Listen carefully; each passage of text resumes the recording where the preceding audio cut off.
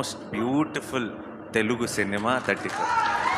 ఇది ఏ యూత్కి ఎక్కుతుందా, లేదంటే ఇంకో ఏజ్ గ్రూప్కి ఎక్కుతుందా, మాస్కి ఎక్కుతుందా, క్లాస్కి ఎక్కుతుందా, ఇదంతా నాకు తెలియదు. అది ఎలా మాట్లాడాలో కూడా నాకు తెలియదు. బట్ ఒక విషయం మాత్రం చెప్తున్నాను, ప్రతి అమ్మ, ప్రతి నాన్న వాళ్ళ పిల్లల్ని తీసుకొని వెళ్ళాల్సిన సినిమా. అండ్ అందరికీ కూడా చాలా పర్సనల్గా రెసొనేట్ అయ్యే సినిమా. రోజు స్కూల్ ఏమన్నా మిస్ అయినా సరే ఏమీ నష్టం లేదు. ఎందుకంటే ఆ ఒక్కరోజు మీరు కనుక స్కూల్ బదులు థియేటర్కి తీసుకెళ్ళి 35 చూపిస్తే ఆ రోజు స్కూల్లో నేర్చుకునే దానికంటే థియేటర్లో ఎక్కువ నేర్చుకుంటారు. అండ్ ప్రేమతో ఇంత ప్రాణం పెట్టి ఒక టీం, అందరూ పర్ఫెక్ట్ టీం కుదిరి వాళ్ళందరూ కలిసి ఒక ఇలాంటి సినిమా చేసినప్పుడు మన స్క్రీన్ మీద ప్రతిసారి ఎంకరేజ్ చేశారు. ఎందుకో నాకు 35 విషయంలో చాలా బలమైన నమ్మకం ఉంది. రేపు 6th తర్వాత ఇది చిన్న కథ కాదు. ఐ థింక్ దీని సక్సెస్ స్టోరీ ఇది చిన్న కథ కాదు. 6th తర్వాత అది ప్రూవ్ అవుతుందని నేను బలంగా నమ్ముతున్నా.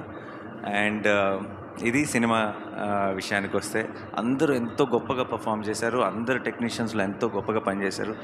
నాకు ఈ సినిమాకి పనిచేసిన టీం అందరూ కూడా దర్శి కానీ ఐ థింక్ వీళ్ళందరూ నాకు ఇండియాలో ఉన్న మంచి మంచి టెక్నీషియన్లు అందరూ కలిసి ఒక సినిమా తీస్తున్నారు. వీళ్ళందరూ కలిసి ఒక సినిమా.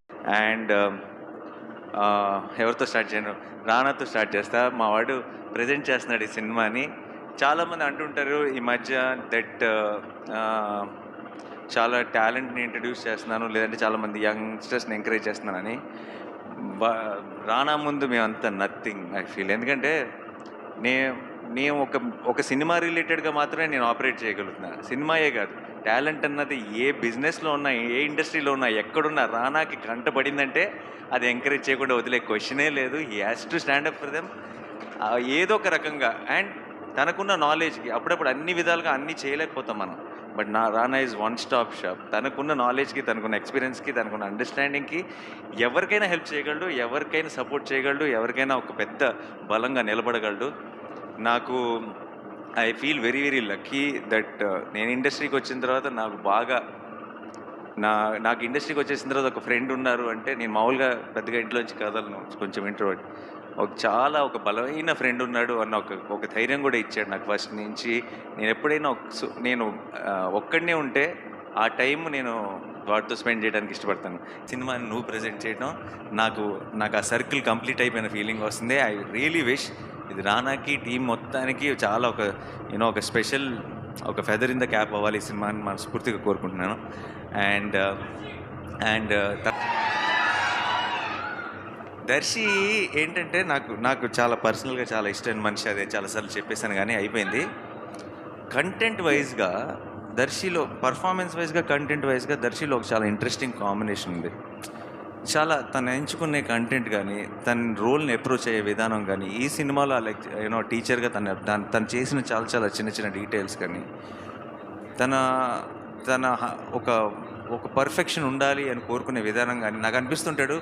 ఒక సినిమాలో హీరో ఉంటాడు, ఇంకొక సినిమాలోకి వెళ్ళి ఒక రోల్ ప్లే చేస్తాడు. మన తెలుగు సినిమా ఆమిర్ ఖాన్ అనిపిస్తుంది నాకు దర్శిని చూస్తే.